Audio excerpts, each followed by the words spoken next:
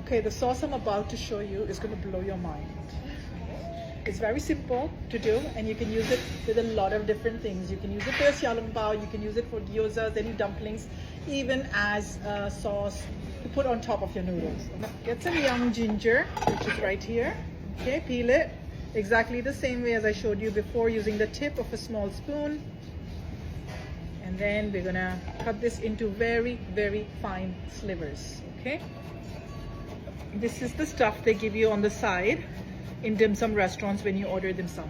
Yes, now you want to pop this in your bowl. Bring over your black vinegar, your soy sauce, and your chili oil.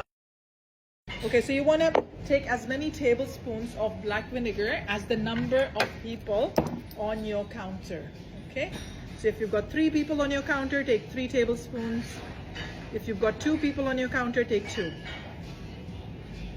Take as many teaspoons of soy sauce as the number of people on your counter. Yeah, 1 and 2. Chili oil, it's completely up to you how much you want to add. I'm going to take the spicy one. Okay, put it in there, give it a good mix, and I'm ready.